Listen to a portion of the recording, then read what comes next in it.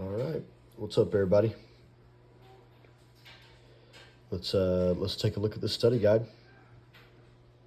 Get you ready for this test. All right. All right. We'll jump right into it here. Look at number 1. So it says, oh, by the way, before I get going, I'm gonna do this video a little bit different than some of the other ones we've done. I'm not gonna go all the way until we get an answer. I'm gonna have an answer key in Schoology, but this video is really just kind of a video to get you going in the right direction, and then I want you to solve it on your own, and then check your work with the answer key in Schoology. Okay.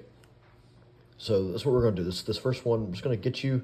I did put some hints with a lot of these problems, but this video is just kind of there to go a little bit beyond just the hints there. Maybe kind of show you how to use these hints. All right. So number 1.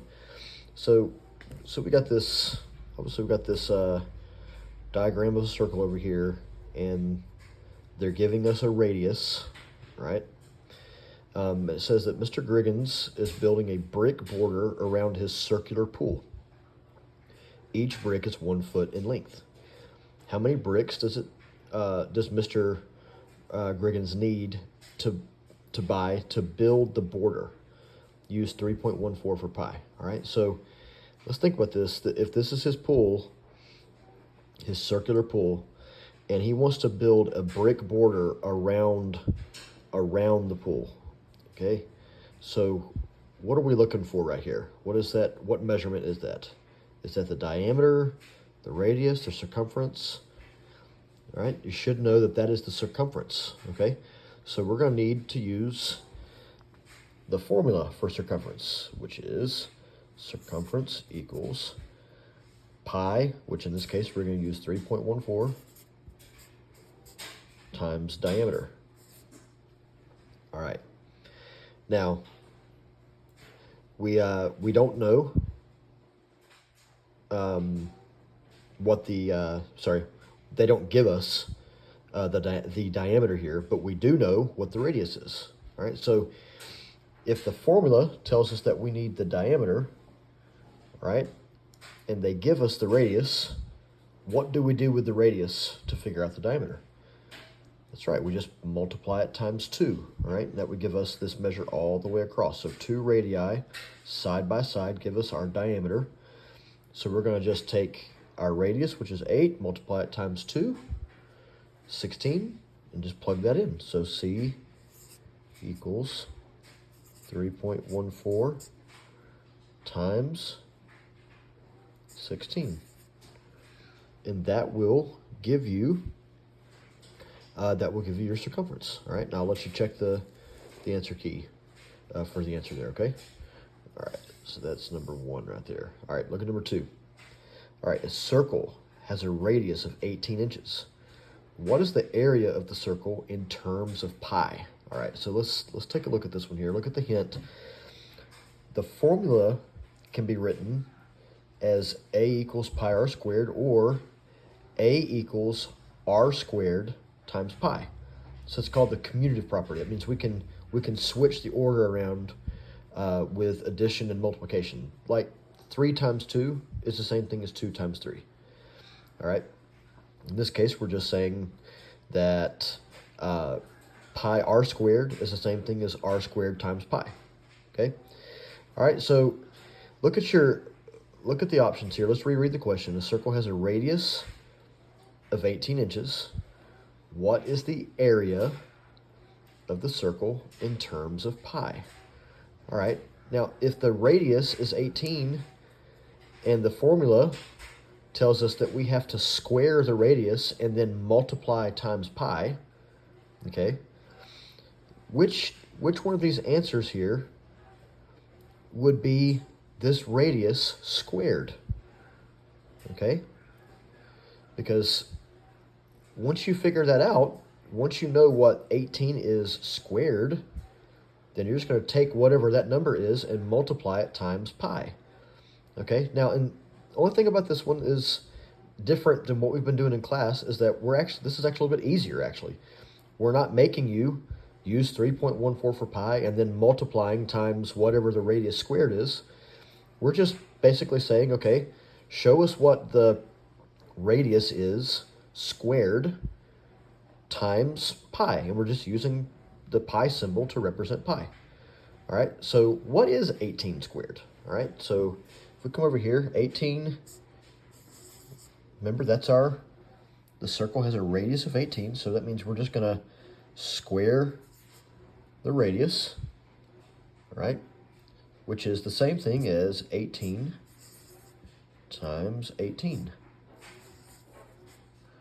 Right? Once you figure out the answer to that, and I mean, really not a whole lot to do there except plug it into your calculator. 18 times 18 is going to give you a number here, a rather large number probably. And we're just going to, that's the number that's going to be multiplied with pi. So find the answer that makes the most sense.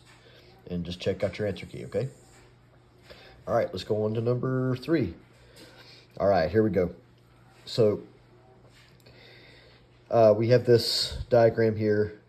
All right, so look at the hints here. Angle ABD and CBD are supplementary. Hopefully you see that already, okay? So if I add these two angles together, I get that nice semicircle there, okay? And so we know that if I add this angle right here to this angle over here, I'm going to get a total of 180. All right, so look at the hint. Write an equation and solve for x. All right, so look at what they give us for our measurements of each one of these angles. The measure of ABD is this expression right here, 5x plus 12. All right, so I'm going to write 5x plus 12. Okay, that's one angle. That's ABD. And I'm adding this other value right here, so 9x, so plus 9x. So here's the first angle right here, ABD, and then here's CBD right here. And we add those two angles together. We said they're supplementary. Gives us a total of 180. Okay, so combine like terms. That's going to be, what terms can you combine right here? Can you combine 5x plus 12? No, you can't, because 12 doesn't have a variable. Can you combine 12 and 9x? No, you can't, because, again, 12 does not have a variable. Can we combine 5x and 9x? Yes, they have the same variable, so we can go ahead and combine those. That's going to be 14x plus 12 equals 180. All right, what would your next step be in solving this equation? All right, so we've got multiplication right here. We've got 14 times x. Addition right here. Remember, when we're doing a two-step equation, we have to deal with our constant first, right? So we're going to subtract 12.